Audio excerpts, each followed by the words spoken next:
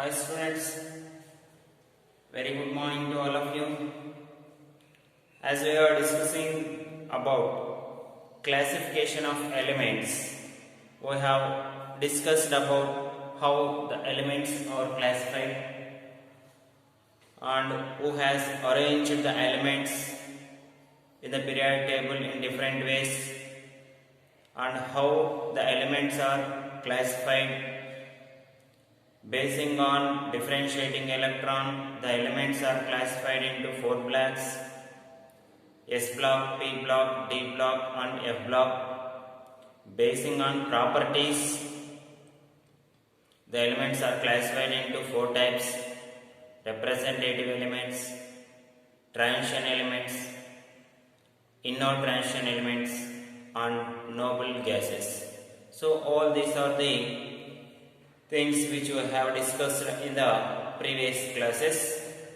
Now we shall discuss some properties which are very useful to you while explaining other topics in this lesson, that is about periodic properties.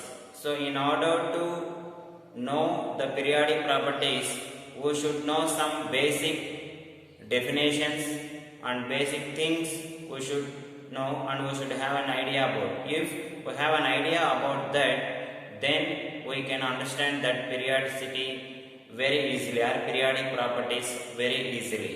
So the properties are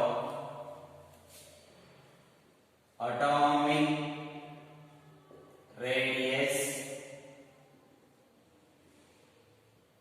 ionization energy or ionization potential, electronegativity, electropositivity, electron affinity. So all these things, about all these things, if we have an idea about the such properties, then we can understand the periodic properties very easily. So in order to know all these things one by one, I will explain you. First one is atomic radius. So how can we define the term atomic radius? Already we know, if this is an atom is spherical in shape and the nucleus is present at the center. So this is the nucleus and these are the orbits. This is K, L, M, N, like that. So this is the first orbit.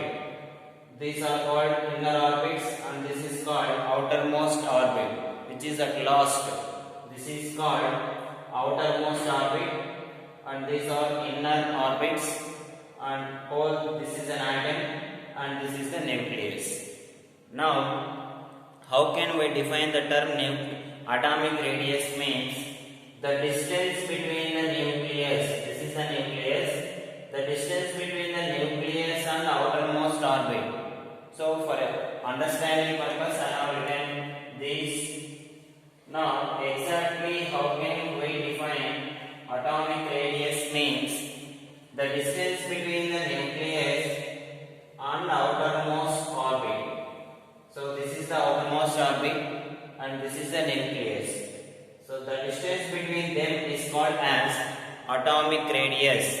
The distance between the nucleus and outermost orbit is called as atomic radius. So it is denoted by the letter R.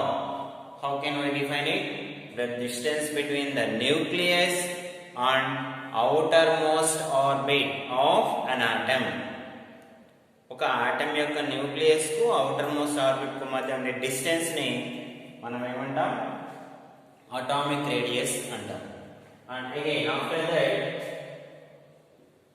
ionization energy or ionization potential. enthalpy, anything. So how can we define ionization energy means? Similarly, this is an atom, this is the nucleus, and this is the outermost orbit.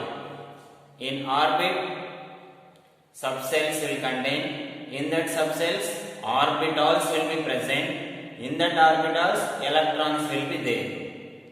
So now, for example, if there are some electrons in orbitals, where in orbits there will be suborbits. In suborbits there will be presence of orbitals. In that orbitals, electrons will be present. Now, what is ionization energy means? The energy required to remove an electron from the outermost orbit of an atom. So this is the outermost orbit. In that orbit, suborbits will be present. In suborbits, electrons will be there. So these are the electrons. Now, the energy required to remove these electrons, where they are present? They are present in outermost orbit of an atom. So in order to remove them, we should require some energy. That energy is called as ionization energy. So the energy required, that is very important. Energy required to remove, what we have to remove? An electron. Where it is present?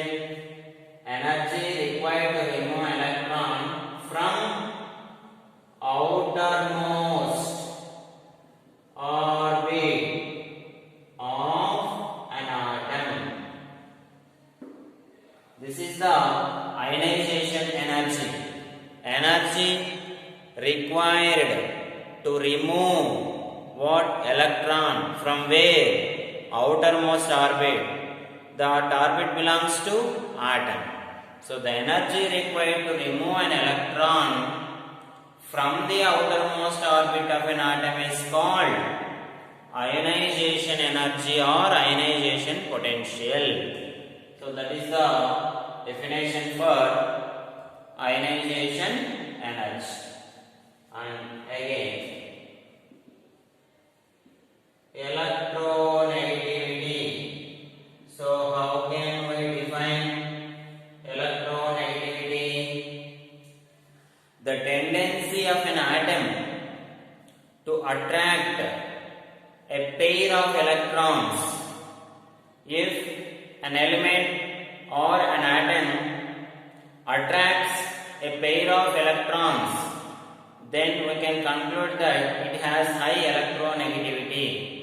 So, how can we say that it has high electronegativity? There will be a negative charge on that element or atom. Then from that we can conclude that it is having excess of electrons.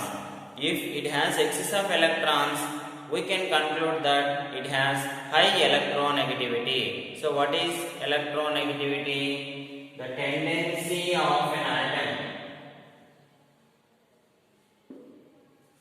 Tendency of an atom to attract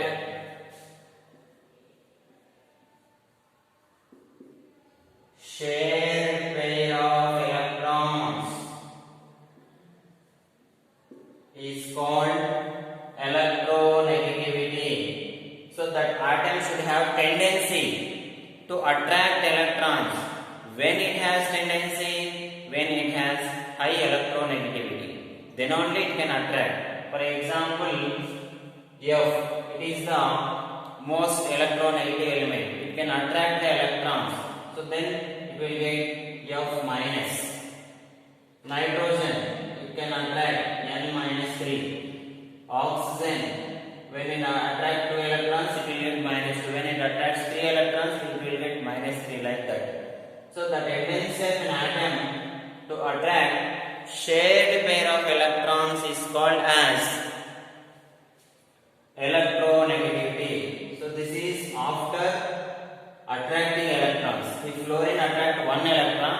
then we write F minus. If nitrogen attracts 3 electrons, then we will write N minus. If oxygen attracts 2 electrons, then we will write O minus. So the how many electrons it is attracted, it is denoted by the number here. From this number we can conclude that number of electrons are shared by that atom or attracted by that atom. And after that, next one is electropositivity.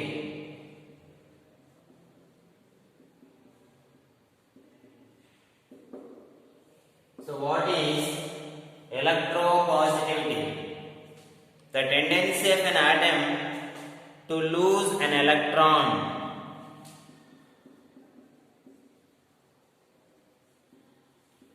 Tendency of an atom to lose an electron from atom or nothing but to lose an electron, which is called as electropositivity. The tendency of an atom to lose electron. So it is ready to lose electron. For example, if sodium, it loses electron. If loses one electron, then we will get plus. Plus indicates that it is losing electrons. For example, Cu copper. Here we will write Cu plus 2. This indicates that it has lost 2 electrons. Aluminium, we will write Al plus 3. What indicates aluminium is losing 3 electrons. So when an atom loses electrons, it is indicated by the positive charge. When it gains electrons, then it is indicated by the negative charge. So the tendency of an atom to attract electrons is called electronegativity. To lose electron is called as electropositivity. And finally, electron affinity. So how can we define electron affinity? It is also called as electron gain enthalpy. Electron affinity or electron gain enthalpy. So here, how can we define that? Means already we have known that this is an atom, this is the nucleus, and this is the outermost orbital. When electron is added to outermost orbit of an atom, this is the outermost orbit. If we add an electron here, if we add an electron to outermost orbit of an atom, then some amount of energy is released. When electron is added to outermost orbit of an atom, some amount of energy is released. That is called as electron affinity. So the amount of energy released when electron is added to outermost orbit of an atom, that is called as electron affinity. So the energy released, when it is released, when electron is added to outermost orbit of an atom,